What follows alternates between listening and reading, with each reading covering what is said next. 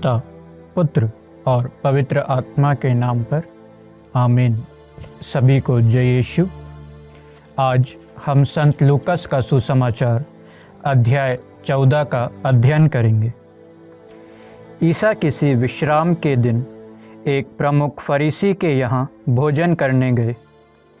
वे लोग उनकी निगरानी कर रहे थे। ईसा ने अपने सामने जलोदर से पीड़ित एक मनुष्य को देखकर शास्त्रियों तथा फरीसियों से यह कहा, विश्राम के दिन चंगा करना उचित है या नहीं? वे चुप रहे। इस पर ईसा ने जलोदर पीड़ित का हाथ पकड़कर उसे अच्छा कर दिया और विदा किया। तब ईसा ने उनसे कहा, यदि तुम्हारा पुत्र या बैल कुएं में गिर पड़े तो तुम लोगों में ऐसा कौन है जो उसे विश्राम के दिन ही तुरंत बाहर निकाल लेगा? और वे ईसा को कोई उत्तर नहीं दे सके।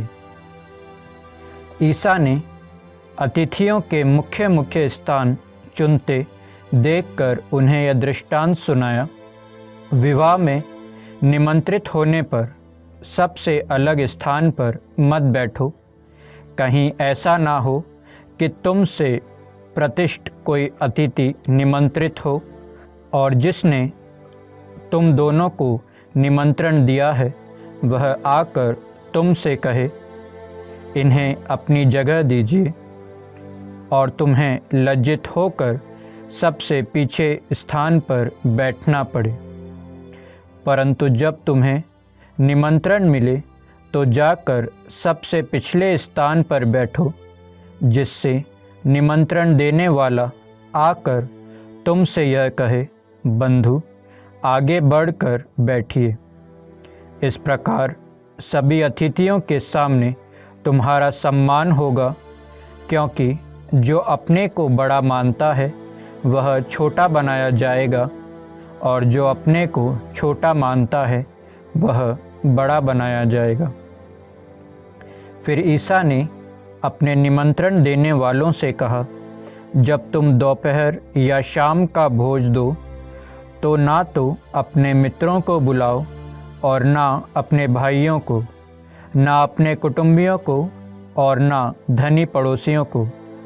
कहीं ऐसा ना हो कि वे भी तुम्हें निमंत्रण देकर बदला चुका दें। पर जब तुम भोज दो तो कंगालों, लूलों, लंगड़ों और अंधों को बुलाओ। तुम धन्य होंगे कि बदला चुकाने के लिए उनके पास कुछ नहीं है, क्योंकि धर्मियों के पुनरुत्थान के समय तुम्हारा बदला चुका दिया जाएगा। साथ भोजन करने वालों में किसी ने यह सुनकर ईसा से कहा, धन्य है वह जो ईश्वर के राज्य में भोजन करेगा। ईसा ने उत्तर दिया, किसी मनुष्य ने एक बड़े भोज का आयोजन किया और बहुत से लोगों को निमंत्रण दिया। भोजन के समय उसने अपने सेवक द्वारा निमंत्रित लोगों से यह कहला भेजा कि आइए, क्योंकि अब सब तैयार है। लेकिन वे सभी बहाना करने लगे। पहले ने कहा, मैंने खेत मोल लिया है और मुझे उसे देखने जाना है। तुमसे मेरा निवेदन है, मेरी ओर से क्षमा मांग लेना। दूसरे ने कहा, मेरे 5 जोड़े बैल खरीदे हैं और उन्हें परखने जा रहा हूँ। तुमसे मेरा निवेदन है, मेरी ओर से क्षमा मांग लेना। और एक ने कहा, मैंने विवाह किया है, इसलिए मैं नहीं आ सकता। सेवक ने लौटकर यह सब स्वामी को बताया।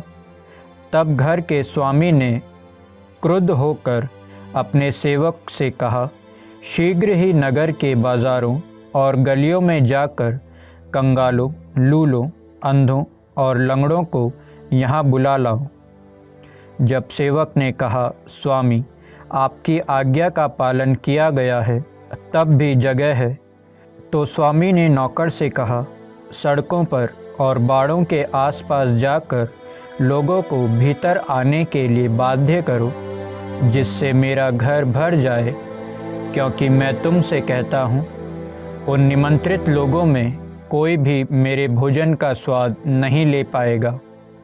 ईसा के साथ साथ एक विशाल जनसमूह चल रहा था।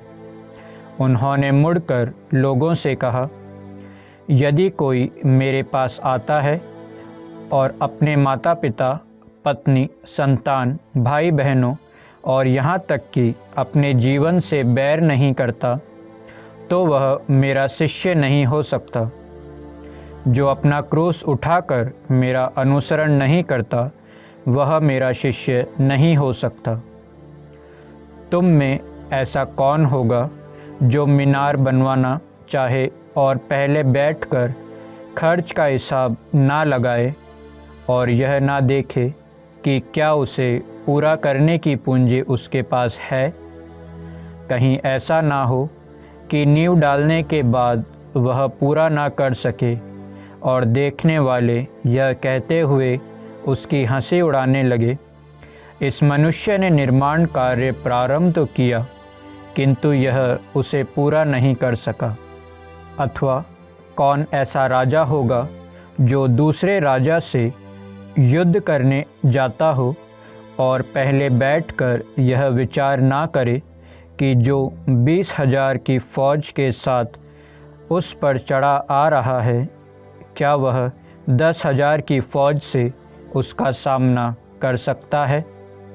यदि वह सामना नहीं कर सकता, तो जब तक दूसरा राजा दूर है, वह राजदूतों को भेजकर संधि के लिए निवेदन करेगा।